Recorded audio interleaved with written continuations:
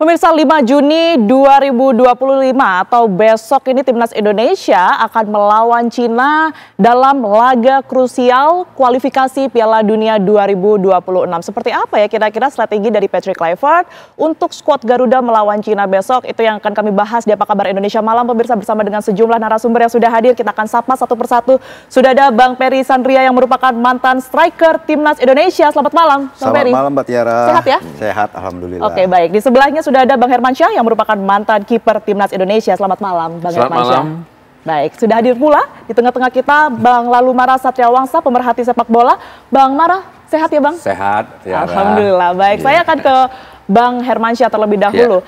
Bang Hermansyah, ini kan ada Martin Paes yang kemudian ini kita ketahui tidak bisa ikut laga besok begitu ya. Tapi nama-nama yang kemudian ini muncul dan juga beredar, salah satunya adalah Emil yang kemudian dipercaya begitu nantinya apakah yang paling kuat begitu ya akan menggantikan Martin Paes. Komentarnya seperti apa, Bang Hermansyah? Ya, jangan satu-satu aja ya, mungkin akan diturunkan Emil.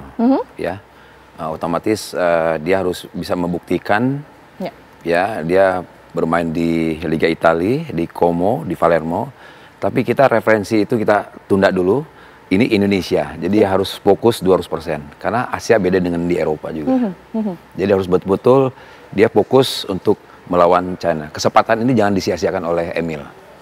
Tapi kalau pengalaman dari Bang Hermansyah sendiri di Piala Dunia ini sendiri ya Bang ya, suasana kebatinannya seperti apa sih Bang sebagai kiper? Ya suasananya, jadi kita harus berbuat sesuatu untuk Indonesia. Jadi apalagi kalau lagu Indonesia Raya dikibarkan, kita harus mati pun di lapangan bisa juga itu. Jadi harus buktikan sesuatu untuk Indonesia. Jadi ya harus keluarkan semuanya yang ada di saya sebagai kiper. Berjuang untuk Indonesia begitu untuk ya Bang Hermansyah. Saya ke Bang Lalu. Bang Lalu, ini kalau kita lihat komposisinya kan cukup berbeda ya antara Indonesia versus China yang kemarin yang 2-1 dengan yang besok. Nah, ini sudah ada dua pemain setidaknya ya, Ole Romendy kemudian juga Emil Audero yang akan masuk. Ini adalah salah satu yang kemudian ini menjadikan perbedaan begitu. Akankah signifikan perbedaan permainan besok dengan yang sebelumnya, Bang Mara? Ya, besok ini situasi psikologis dari tim itu lagi bagus. Ini ideal untuk laga hidup mati seperti besok. Kondisi psikologis semua tim termasuk skuad pelatih itu lagi bagus. Karena kita menang lawan Bahrain. Tapi perlu dicatat, harusnya Herman nanti yang lebih jelas detail menjelaskan bahwa posisi kiper itu paling susah untuk digantikan. Tapi begitu digantikan, ini yang jadi masalah karena Emil, saya sebagai orang Lombok senang dia main. Kan dia bapaknya sahabat saya orang Lombok juga. Belum ada uji coba sebelum ini. Kita belum tahu. Faktor komunikasi antara Emil dengan tiga lah di belakang ini untuk itu sangat penting. Jangan sampai ada bola diagonal atau crossing atau set piece in between itu dua-dua naik tabrakan. Salah miskomunikasi. Ini penting soal komunikasi antara Emil dengan di depannya. Nah itu Herman nanti yang bisa menjelaskan lebih detail karena dia main kiper. Nah itu dan Emil juga harus ribut. Bisa mengatur posisi pemain-pemainnya, mengingatkan posisi-posisi pemainnya bila terjadi set piece, siapa yang berdiri di tiang jauh, di tiang dekat, siapa pegang siapa, dia harus aktif mengingatkan seluruh pemainnya. Memang besok feeling saya penentuannya ini di Emil.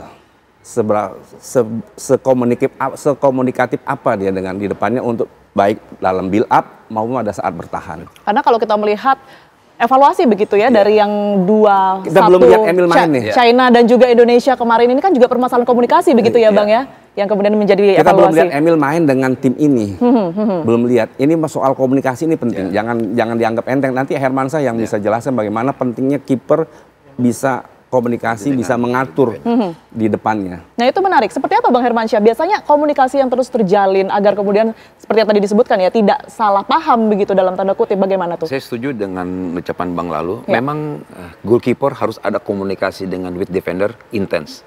Artinya dia harus cerewet karena di belakang dia lebih paham lagi ya dalam situasi, dalam keadaan transisi bertahannya, bagaimana cara build up-nya dan tentunya komunikasi penting seorang kiper. Oke, kita simpan lah referensi. Dia berani negur nggak tuh? Nah, ini justru itu nih. Ini kan betul. Saya juga. Dia berani negur nggak? Saya kan baru pertama kali lihat di Liga Eropa Italia dia. Tapi main Indonesia kan belum pernah, betul Bang Lalu. Saya belum pernah main dia. Cuman referensi dia main di Como dan Palermo. Ini Indonesia loh Mbak Tiara. Betul, pertama kali dia main lagi. Yang saya takutkan, ya, takut miskomunikasi. Pada saat dia challenge di atas, dealing crossing, dia tidak komunikasi, dia akan merugikan kita, bisa duel sama-sama, bolanya ke lawan. Akan terjadi, akhirnya lawan menguntungkan untuk lawan. Jadi memang penting ini. Penting untuk seorang Emil, dia harus bisa komunikator dengan pemain belakang, dan dia harus berani ngambil keputusan untuk dia menegur pemain belakang dua itu. Injes sama Rizky Ridho. Hapner. Hapner ya? Dengan Hapner. Oke, baik. Dan dia harus intent, mau nggak mau. Berani dia berantem situ, nggak ada masalah itu. Harus tegas begitu harus ya, tegas. artinya ya? Karena saya ngalami dulu juga. Jawab dulu dong, berani nggak negur? Nah justru itu nih, berani nggak nih? Itu, ketegasan itu yang kemudian harus dipertaruhkan begitu ya? Walaupun dia main di Liga Italia. Baik, saya bergeser ke Bang Peri nih. Bang Peri, kalau kita lihat kan sebenarnya juga ada pemain-pemain andalan dari Cina yang absen ya di laga besok begitu. Tapi Zhang Yuning yang kemudian ini membobol gol dari gawang Indonesia kemarin ini juga turut main. Striker-striker siapa saja dan pas posisi mana saja begitu ya yang harus diantisipasi oleh Indonesia? Setahu kita kemarin yang striker dari Cina cetak gol. Dan yang termuda juga ada pemain baru ini, kalau nggak salah Yang Dong apa Pak? Usia itu masih muda. Nah, ini juga harus diwaspadai karena di dalam kompetisinya Liga Cina sendiri dia adalah sebagai top skor untuk sementara. Jadi untuk pemain-pemain bawah Jay dan Ricky Rizdo sama Justin ini harus waspadai gitu karena Yang Dong ini punya kecepatan, dan ulet. Kalau dia main. Yang saya wanti-wanti ini takutnya nih Justin nih ya. Karena apa? Oke lah, dia bermain keras tapi jangan terlalu over. Ya, karena saya melihat waktu lawan Bahrain, sebenarnya dia itu harus kena kartu Bang ya. Kartu merah harusnya. Ya, kalau bisa ini harus dikurangin ya. Mungkin ada komunikasi, saya berharap Jesse ataupun Rizky Ridho ini ada komunikasi dengan Justin. Maksudnya agak kalem dikit gitu loh. Dan kejadian yang kedua juga waktu itu Justin juga sliding di kotak penalti, ya untungnya aja mungkin ya Dewi Fortuna masih sama kita Bang ya. Itu sangat berbahaya, jadi masukan buat Justin kalau bisa jangan terlalu over, ya biasa-biasa aja. Gitu. Oke, ini masukan yang bagus nih ya dari mantan striker timnas kita begitu ya. Tapi kita nanti akan bahas lebih dalam lagi. Bang, kita harus jeda terlebih dahulu. Apa kabar Indonesia Malam akan kembali untuk Anda sesaat lagi. Terima kasih Anda masih menyaksikan Apa Kabar Indonesia Malam. Pemirsa, kita akan lanjutkan dialog berkaitan dengan laga timnas besok. Saya akan langsung ke Bang Peri. Bang Peri tadi sempat terputus ya. Masukan-masukan yang baik mungkin yang kemudian ini bisa menguatkan tim kita besok. Salah satu yang kemudian ini menjadi evaluasi, yang kemudian menjadi sorotan adalah komunikasi ya Bang ya ternyata ya. Itu yang paling penting. Selain komunikasi juga mental. Nah dulu ini apa yang kemudian ini harus dilakukan untuk kita tetap percaya diri, sekalipun mungkin sebelumnya sudah ada laga 2-1 begitu ya, Indonesia sempat kalah. Nah ini kan main di kandang sendiri ibaratnya nih Bang, apa yang bisa dilakukan? Ya kalau secara statistik ya, kalau kita lihat pertemuan Indonesia dengan Cina ini perbedaannya sangat jauh ya. Gitu. Dalam 22 kali pertemuan di pertandingan internasional, Cina ini bisa memenangkan 15 kali pertandingan menang lawan Indonesia, sedangkan Indonesia sendiri hanya 3 kali memenangkan pertandingan, sisanya 4 itu draw gitu loh. Jadi saya berharap ini harus bisa menjaga asa anak-anak Garuda kita ini. Apalagi kemarin kita main di kandang Cina, kita kalah 2-1. Saya rasa ini juga beban juga buat kita ya, buat timnas ya, beban. Pemain ya. Ya, ini beban yang berat karena apa? Kita besok ini harus bermain dengan Jepang. Harga mati ya, 3 poin ya, 3 poin. Kalau kita main draw udah selesai ya. Jadi beban ini jangan terlalu dipikirkan, yang penting bagaimana kita mengangkat motivasi para pemain ini, itu tergantung dari head coach-nya sendiri, Clifford. Ya, dia harus berbicara kepada tim bahwasannya kita melawan Cina ini bukan hanya menjadi beban, tapi menjadi motivasi ya untuk memenangkan pertandingan, agar supaya mengamankan posisi kita di 3 kalau menang. Gitu. Apalagi nanti kalau kita bicara Jepang mungkin itu nanti dulu dah. Ya. Baik. Itu. Baik, ini kita juga sambil tampilkan ya Bang yang tadi sudah dijelaskan oleh Bang Peri grafis berkaitan dengan pertemuan head to head Cina versus Indonesia ini di Nah, ini dia kita munculkan head to head Timnas Indonesia versus Cina dari tahun 2001 ya Bang ya? Ya, ini mungkin bisa sekaligus dikomentari Bang, 2001 sampai 2024. Ya, saya rasa terakhir kemarin kita kalah pertemuan terakhir itu lawan Cina itu kemarin di kandang sendiri ya, 2-1. Saya rasa kalau menurut saya kemarin sebenarnya tidak harus kalah, karena apa? Pikiran saya, tim waktu lawan Bahrain itu kan sangat bagus sekali Bang ya, komposisi Bang ya. Itu begitu lawan Cina, kita ada perubahan strategi oleh coach sebelumnya ya. Kita nggak mau sebutin namanya coach sebelumnya. Ada perubahan strategi, beberapa pemain itu diganti. Jadi ini sangat bermasalah. Pikiran saya itu kemarin, kenapa pemain waktu lawan Bahrain itu sangat bagus banget, kenapanya harus diganti? Disitulah permasalahannya gitu. Seharusnya kita mendapat 3 poin, akhirnya kita tidak bawa poin gitu. Jadi ini juga harus Kluivert juga harus perhatikan masalah ini. Jadi jangan terlalu gampang untuk menggantikan posisi pemain satu dengan yang lain. Ini kalau di dalam tim ini jangankan 4-1 juga bermasalah gitu loh. Dalam 11 orang pasti ini berpengaruh begitu. Satu aja ini berpengaruh, apalagi 4. Nah, kemarin udah terjadi, kita lihat Cina waktu memenangkan pertandingan lawan Indonesia 2-1, kita kalah karena apa? Karena itu tadi tidak ada komunikasi dalam tim. Seperti Asnawi kemarin juga ya, waktu lawan Cina, ada Arhan juga, udah itu Rizky Ridho tidak dimainkan ya Bang ya? Hanya Eagles waktu itu dimainin. Baik, saya bergeser ke Bang Irfansyah. Bang Irfansyah, kalau melihat Indonesia besok ini nampaknya akan tetap bertahankah? Karena memang mungkin seperti yang tadi sudah disinggung begitu ya, sebelumnya permainannya sudah pernah 2-1 nih, ini akan bertahan saja atau juga optimis untuk menyerang? Jadi Petek juga harus jangan gegabah ya. Kita lihat momen. Artinya lihat dari 15 menit pertama bagaimana. Jadi jangan terlalu menyerang juga walaupun dapat dukungan dari penonton Indonesia, kita menyerang membabi buta, akhirnya serangan balik dari Cina juga berbahaya sekali ya. Jadi kita harus lihat situasi, kapan saat untuk bisa bermain bola, kapan saat untuk dia bisa bikin gol. Sepakat juga Bang Mara? Seperti yang disampaikan Herman, memang besok secara psikologis memang kita diuntungkan. Kita habis menang lawan tuan rumah ya, Bang Mara ya. Dan kedua tuan rumah. Memang penentunya dilihat di 15 menit pertama. Kalau kita bisa stabil di 15 menit pertama, formasi silahkan aja mau 3-4-3 atau 3-5-2, meskipun saya secara pribadi lebih suka ke 3-5-2. 5-2 ya. Agak 3 backup ya Bang ya? Iya, 3 di belakang nggak bisa tergantikan karena udah chemistry udah ketemu. Terlalu beresiko ganti Hapner, Ijaz sama Ridho dipisah, terlalu beresiko. Yang kita berharap ya besok kalau di babak pertama tuh harus ciptakan gol. Kalau tidak bermasalah di babak kedua, akan lebih tegang lagi. Jadi penentunya di babak pertama kalau kita bisa cetak gol itu akan lebih mudah. Begitu ya, Bang? Ya, tapi kalau tidak, Cina bisa bertahan dan melakukan counter. Nah, ini yang counternya yang bahaya. Yang masuk ke masalah komunikasi tadi. Karena Cina pasti main long ball, habis itu crossing. Itu Bang. Mengandalkan satu striker dia. Satu striker.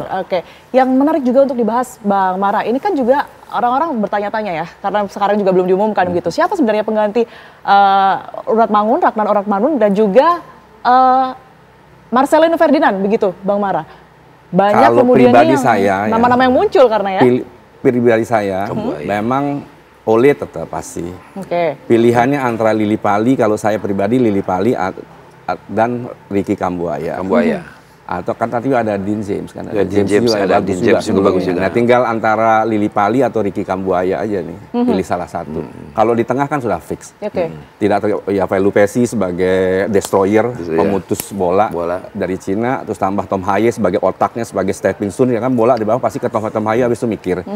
Tinggal speednya ditambah Dik sama Verdong. Jadi kalau idealnya sih seperti itu. Tapi kita berharap jalan. Saya setuju juga. Tapi saya setuju dengan Bang Lalu. Tapi harus perkuat juga yang tadi itu. Kiper Emil dengan 3 belakang kita.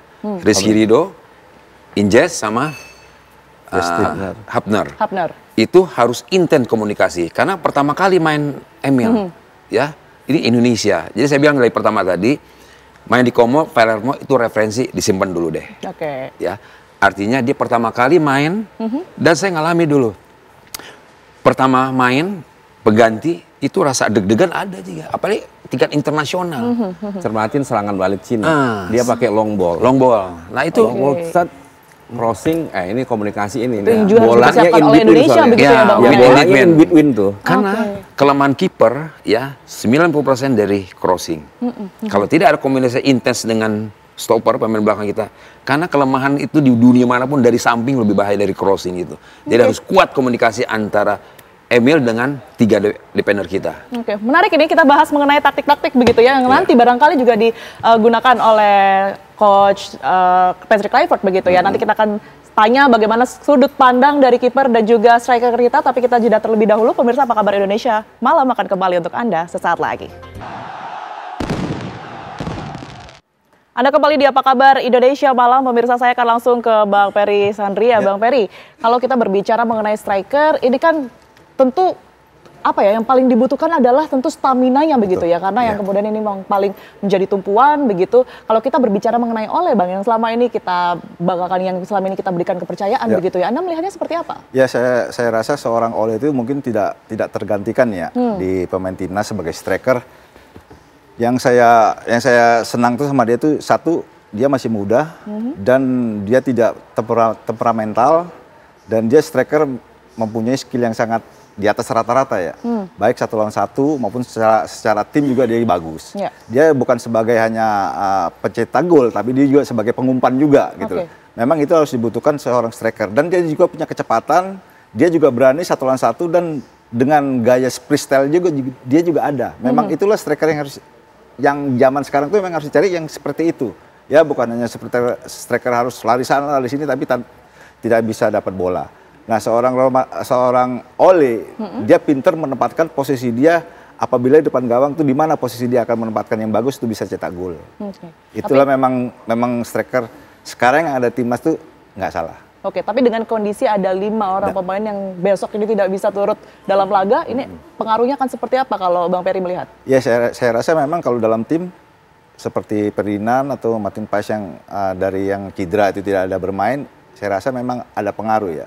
Tapi saya rasa semua itu untuk pertandingan besok penting itu harus dihilangkan semua. Karena apa? Kita kerja untuk tim gitu ya, bukan cara individu. Memang kita sangat kehilangan, mungkin dari irama permainan juga pasti berubah ya Bang ya. Irama permainan itu udah pasti berubah. Tapi setidaknya chemistry ini sudah harus terbentuk sewaktu mereka ada training camp di Bali. Ya, mudah-mudahan chemistry dalam tim ini semakin lama semakin membaik. Karena apa? Kita ini bisa menjaga asa. Kita menang lawan Arab, kita menang lawan Bahrain. Saya rasa ini motivasi dan kepercayaan diri kita ini sekarang lagi tinggi. Ya, mudah-mudahan besok lawan Cina juga motivasi mereka juga bisa membalaskan kekalahan yang kemarin di tuan rumah Cina. Baik. Chemistry menjadi salah satu yang kemudian ini itu menjadi sorotan dan sangat penting begitu ya. Kalau Bang Hermansyah sendiri menanggapinya seperti apa? Saya menanggapinya satu ya.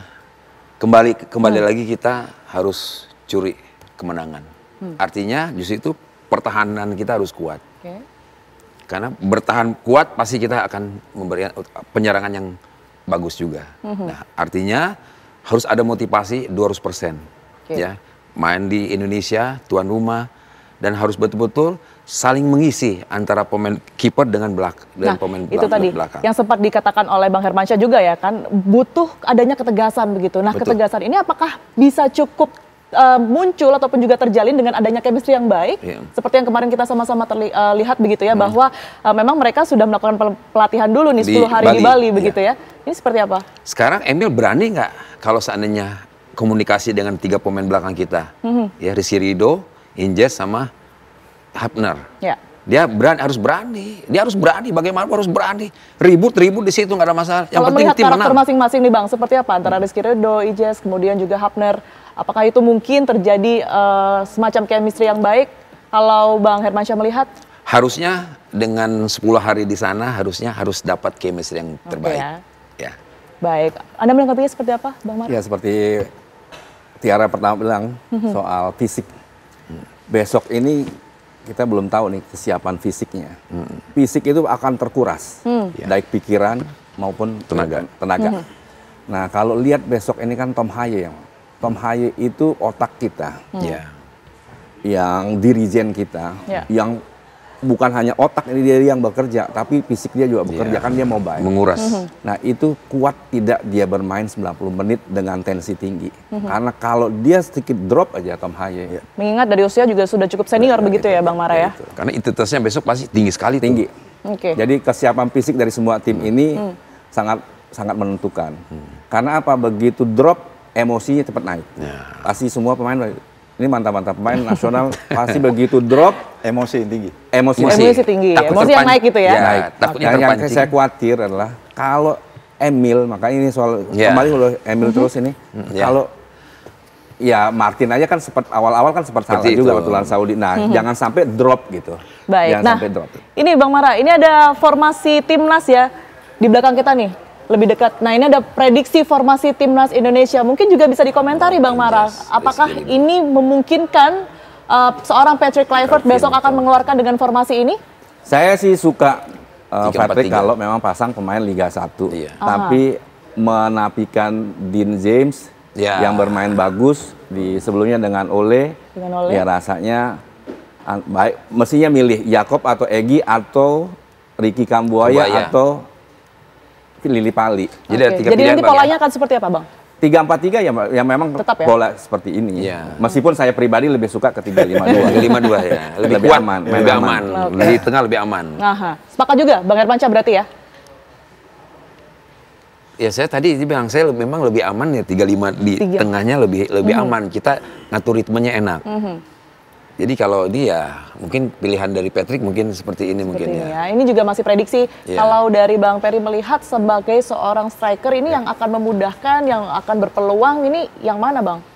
Saya rasa kemarin juga soal Ricky Kambuaya itu kemarin udah kasih kesempatan menit bermain, saya rasa kemarin dia sudah menunjukkan kualitas dia sebagai pemain Liga 1 Bang ya.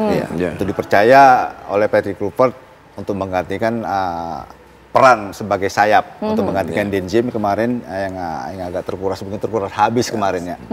Saya rasa mungkin besok bisa berubah lagi, bisa juga Ricky yang bermain ataupun bukan Jakob ya. Tapi dengan formasi yang sekarang ini 3-4-3 saya rasa ini lebih bagus, lebih kuat. Dia kuat bertahan dan kuat menyerang. Karena apa? Dalam kuat menyerang saya katakan karena kita punya 2 wingback gitu loh. Pada saat satu wingback kanan untuk membantu serangan melalui winger, pasti wingback sebelah kiri pasti akan menjaga kedalaman.